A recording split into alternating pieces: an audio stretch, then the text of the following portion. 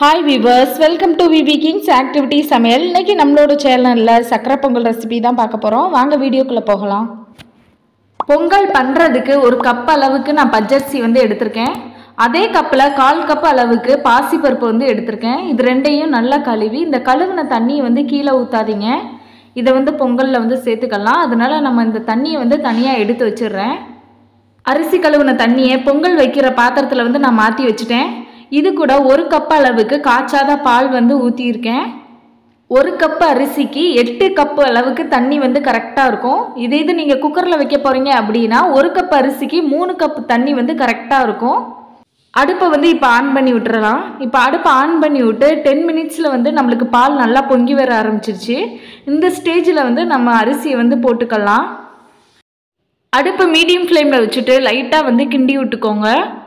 இப்போ நல்லா நம்மளுக்கு அரிசி நல்லா குழையணும்.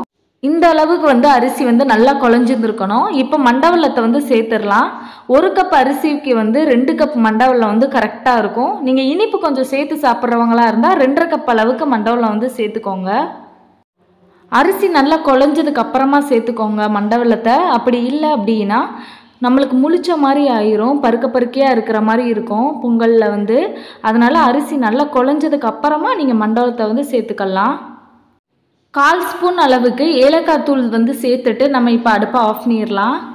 இப்போ கடாயில் நெய் சேர்த்துக்கிறேன். முந்திரி கிஸ்மிஸ் போட்டு நல்லா வறுத்துட்டு அதை பொங்கலோட சேர்த்து ஊற்றிடுறேன். அவ்வளோதான், நல்லா கிளறி விட்டுருவோம். நம்மளோட சேனல் உங்களுக்கு பிடிச்சிருந்ததுன்னா லைக் பண்ணுங்கள், ஷேர் பண்ணுங்கள் அண்ட் சப்ஸ்கிரைப் பண்ணுங்கள். தேங்க்யூ.